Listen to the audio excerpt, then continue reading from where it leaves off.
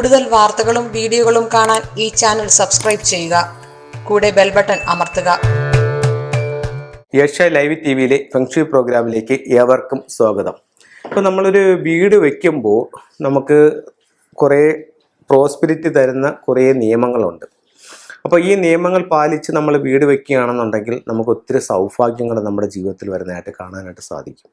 അതേസമയം നമ്മൾ അറിഞ്ഞോ അറിയാതെയോ ഇതിന് എഗൻസ്റ്റായിട്ടാണ് നമ്മൾ വീട് വെച്ച് പോയിട്ടുണ്ടെങ്കിൽ അതിൻ്റെ ബുദ്ധിമുട്ടുകൾ നമ്മൾ അനുഭവിക്കുക തന്നെ വേണ്ടി വരും.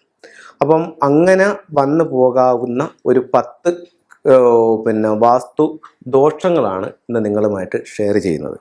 ഒരിക്കലും പാടില്ലാത്ത അല്ലെങ്കിൽ വന്നാൽ അത് കറക്റ്റ് ചെയ്യാൻ നമ്മൾ ബാധ്യസ്ഥരാണ്. അത് ചെയ്തു കഴിഞ്ഞാൽ നമുക്ക് ഈ പ്രശ്നത്തെ അതിജീവിച്ച് മുന്നോട്ട് പോകാനായിട്ട് സാധിക്കും. ഒന്ന്, വീടിൻ്റെ മൂലകൾ. അതായത് ഇങ്ങനെ നമ്മൾ എടുക്കുമ്പോൾ ഇത് 4 മൂലകളാണ്. ഈ മൂലകൾ നഷ്ടപ്പെട്ടു പോയ വീട്. ഇപ്പം നിങ്ങൾക്ക് കാണാം, ചിലപ്പോൾ ഒരു വീട്ടിന് ഈ മൂല കാണത്തില്ല, ചിലപ്പം ഇവിടെ കാണില്ല, ഒന്നല്ലെങ്കിൽ ഇത് കാണില്ല, അല്ലെങ്കിൽ ഇത് കാണത്തില്ല. അപ്പോൾ ഇതിലേതെങ്കിലും മൂലകൾ നഷ്ടപ്പെട്ടു പോയ വീടെന്ന് പറഞ്ഞാൽ ആ ഒരു സൗഭാഗ്യം നഷ്ടപ്പെട്ടു പോയ വീടെന്നാണ് അതിനർത്ഥം. എല്ലാ സൗഭാഗ്യങ്ങളുമല്ല, ആ മൂലയുടെ സൗഭാഗ്യം.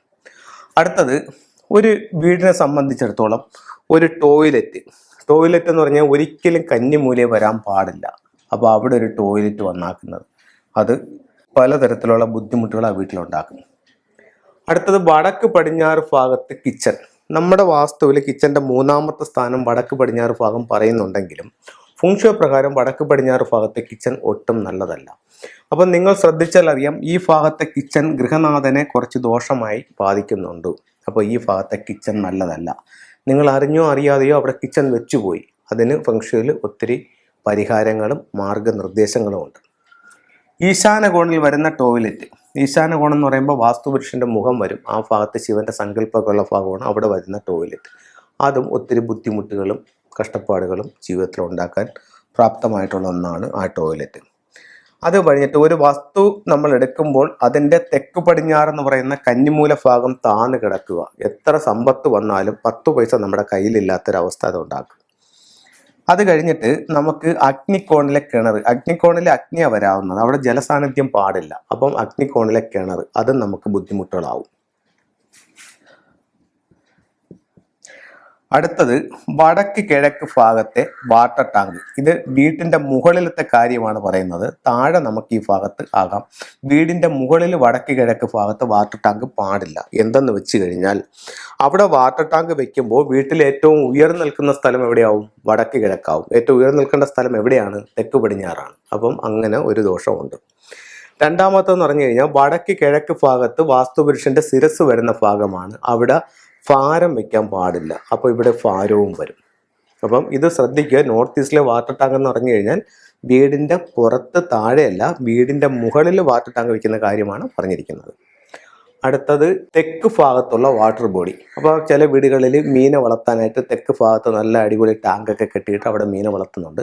അത് വാസ്തുപരമായിട്ട് ഒത്തിരി ബുദ്ധിമുട്ടുകൾ ഉണ്ടാക്കും. അത് കഴിഞ്ഞ് അടുത്തത്, കന്നിമൂലയിലെ ഗേറ്റ്. ഇപ്പം നമ്മൾ ഗേറ്റ് വെക്കുമ്പോൾ ഏറ്റവും ഉത്തമമായിട്ടുള്ള സ്ഥാനം വടക്ക് കിഴക്കാണ്. അതിൻ്റെ നേരെ ഓപ്പോസിറ്റ് ഡയറക്ഷനായ തെക്ക് പടിഞ്ഞാറ് വെച്ച് കഴിഞ്ഞാൽ കന്നിമൂല എപ്പോഴും അടഞ്ഞു കിടക്കണമെന്നാണ്. അവിടെ ഒരു വാതിൽ വന്നാൽ വരുന്നത് അതുപോലെ പോവും. മലവെള്ളം വരുന്നത് പോലെ പൈസ വരും, അതുപോലെ കയ്യിൽ നിൽക്കാതെ പോവും. അടുത്തത്, കന്നിമൂല ഭാഗത്തെ ഗേറ്റാണ് ഇപ്പം ഞാൻ പറഞ്ഞത്. അടുത്തത്, ആൻറ്റി ക്ലോക്ക് വൈസിലുള്ള സ്റ്റെയർ കേസ്. അപ്പം നമ്മൾ സ്റ്റെയർ കേസ് വെക്കുമ്പോൾ അതിൽ ഒരുപാട് കാര്യങ്ങൾ ശ്രദ്ധിക്കണം. സ്റ്റെയർ കേസ് ഒരിക്കലും പ്രധാന വാതിലിൽ നിന്ന് ഉള്ളിലോട്ട് നോക്കുമ്പം കാണുന്ന വിധമാകാൻ പാടില്ല. സ്റ്റെയർ കേസിൻ്റെ പടികൾ നമ്മൾ കയറി തുടങ്ങുമ്പോൾ ഒന്നുകിൽ അത് തെക്കോട്ടോ അല്ലെങ്കിൽ അത് പടിഞ്ഞാറോട്ടോ നോക്കി വേണം കയറി തുടങ്ങാനായിട്ട്. അതുപോലെ ക്ലോക്ക് കറങ്ങുന്ന രീതിയിൽ വലത്തോട്ട് വേണം നമ്മൾ ഇത് ചെയ്യാനായിട്ട്. ക്ലോക്ക് വൈസിൽ വേണം സ്റ്റെയർ കേസ് ചെയ്യാനായിട്ട്. തിരിച്ച് ആൻറ്റി ക്ലോക്ക് വൈസിൽ ചെയ്യാൻ പാടില്ല.